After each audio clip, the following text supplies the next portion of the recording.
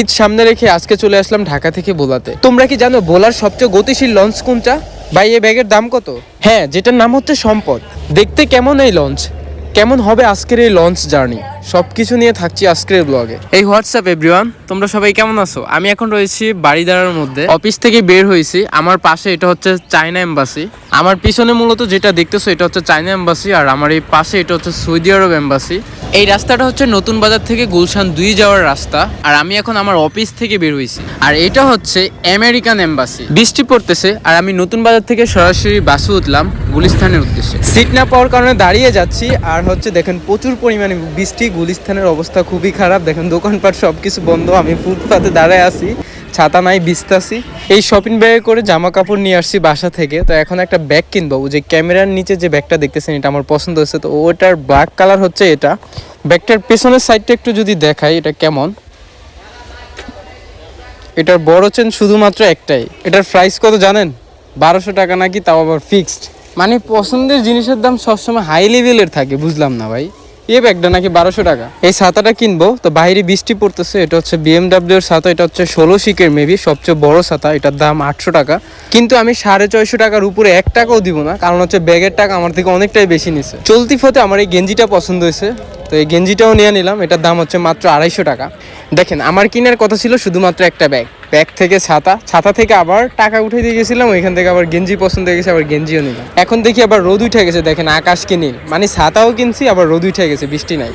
এবার গুলিস্তান থেকে সদরঘাটের দিকে রওনা দিয়ে দিলাম। সাথে করে একজন পাইছি, যার কারণে আমার ভাড়াটা একটু কম হয়েছে। 60 টাকার ভাড়া এখন 30 টাকা দিয়ে যাইতেছি, একটু হচ্ছে সেক্রিফাইস। ওয়াও, কি চমৎকার ঘোড়ার গাড়ি! গুলিস্তান থেকে সদরঘাট যাওয়ার জন্য ঘোড়ার গাড়িও আছে। দেখেন ঘোড়াতে একটা স্পট আছে, অবশ্যই ঘোড়াকে চিকিৎসা করানো উচিত। চলে আসলাম ঢাকা সদরঘাট। এটা হচ্ছে টার্মিনালের সামনের দিকটা, গাড়ি পার্কিং স্পট। পা রাখলাম লঞ্চ টার্মিনালে। তো আমি কেন যাচ্ছি ভোলাতে ভাই আমি নিজেও জানি না। সামনে ঈদ আর আমি এখন 2 দিনের জন্য মাত্র ঢাকাতে যাচ্ছি। এই লঞ্চটা খুব তাড়াতাড়ি ভোলাতে যায় ঢাকা থেকে। এটা ঢাকা থেকে 4টায় ছাড়ে, ভোলাতে গিয়ে পৌঁছায় 9:30 বা 10টায়। আমার মন বসে না শহরে, তাই তো চলে যাচ্ছি ভোলাতে। এটা ভালো দেখে দিয়েন ভাই, এটা দিন না ভাই, ওই কালার দেন, ওই কালার দেন। আমার প্রিয় ডিম হচ্ছে দেশি হাঁসের ডিম এবং দেশি মুরগির ডিম, এটা সবারই প্রিয়। 240 রাখেন ভাই। এই ডিম কিন্তু সব জায়গায় 25 টাকা করে বিক্রি করে, তো আমি 2টা নিয়ে চাইছি দোকানদারের একটু নাকি ঠকানো যায়, মানে ঠকানো না, আমি একটু জিততে পারি কিনা এটা চাইছিলাম। ফায়দা হয়ে লঞ্চ ছাড়ার সময় হয়ে গেছে, আমি এখন লঞ্চে চলে যাব।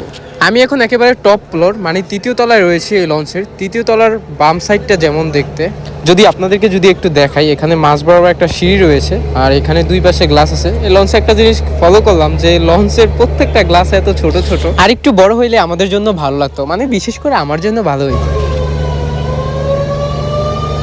এই চিবার মধ্যে কেবিন রয়েছে, যদি এটা একটু দেখাই। আমি এখন লঞ্চের বাম দিকটা একটু দেখতেছি, বাম পাশটা, এটা হচ্ছে বাম পাশ। প্রথমে ডান পাশটা দেখাইছিলাম, এবার 2nd ফ্লোরে যাব 3rd ফ্লোর থেকে। এখানে একটা নিচে ক্যান্টিন রয়েছে। ওয়েট, আমরা আগে একটু ছাদ থেকে ঘুরে আসি। এই লঞ্চের 2nd ফ্লোর থেকে আপনাকে ছাদে আসতে হবে, কারণ আপনি 3rd ফ্লোর থেকে ছাদে আসতে পারবেন না, কারণ 3rd ফ্লোরটাই হচ্ছে এই লঞ্চের ছাদ। সামনের দিকটায় কেবিন আর পিছনের দিকে হচ্ছে ছাদ।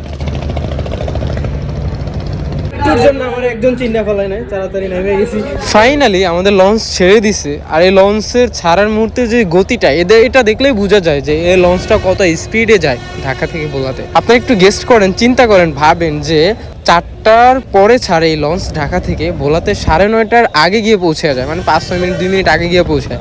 তাহলে একটু গণেন যে কত দ্রুত যায়। অন্যান্য লঞ্চের থেকেও কিন্তু এই লঞ্চটা ঢাকা থেকে ভোলাতে একটু ফাস্টে যায়। আপনার কাছে কেমন লাগে সেটা জানি না, আমার কাছে মনে হয়, কারণ আমি রিসেন্টলি লঞ্চে 2বার আসা যাওয়া করতেছি। সামনের দিক থেকে যদি স্পিডটা যদি একটু দেখাই লঞ্চের, আর এখানে এটা হচ্ছে পিছনের লঞ্চের, যে মানে পুরো লঞ্চটা যদি একটু দেখাই কতটা বড়, কতটা লম্বা, আর কতটা স্পিড, কতটা গতিতে যায়। সামনে রয়েছে ফ্রস্তকোলা ব্রিজ, ও যে একটুখানি দেখা যাইতেছে। একটু এখানকার একটু ভিউটা একটু যদি দেখাই, আমি এখানে দাঁড়াইছি, আর আমার দেখেন কত সুন্দর লাগতেছে। সো মানে নিজের কাছে নিজেরই ভালো লাগে, আপনার অন্য কারোর কাছে ভালো লাগে না। আমি এখন কোথায় রয়েছি জানেন? লঞ্চের 2nd ফ্লোরে। এই ভিউটা পাবেন এই লঞ্চটার 2nd ফ্লোর থেকে।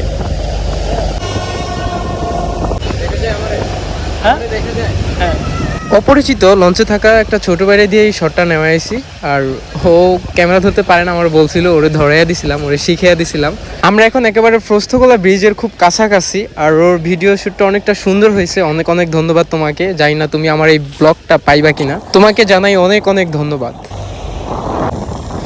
ওনাকে এই ভাইয়াকে আমার ফোন দিয়ে 4-5টা ছবি তুলে দিছি। ওয়াও, এই দৃশ্যটা সো বিউটিফুল, খুব সুন্দর লাগতেছে। এটা হচ্ছে এই লঞ্চের একেবারে পিছনের দিকটা, দেখেন লঞ্চের কতগুলো ইঞ্জিন চলতেছে আর খুব গতিতে, খুব দ্রুত গতিতে চলতেছে।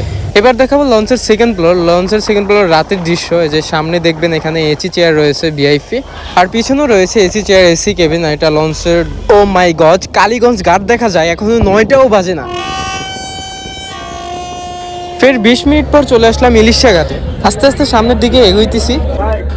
সো ফাইনালি লঞ্চ থেকে নামতে পারছি। এখানে অনেকগুলো লঞ্চ দেখা যাইতেছে যেগুলো ভোলা থেকে ঢাকায় যাবে রাতের বেলা। দেখেন বিশাল বড় সেতু পাড়ি দিতে হবে এখান থেকে। এরপরে হালফায় উঠে চলে আসলাম 40 টাকা ভাড়া দিয়ে সরাসরি নতুন বাজার। আর এটা হচ্ছে ভোলা সরকারি গার্লস স্কুল। তো আজকের মতো ভিডিও এখানে শেষ। আল্লাহ হাফেজ, টাটা।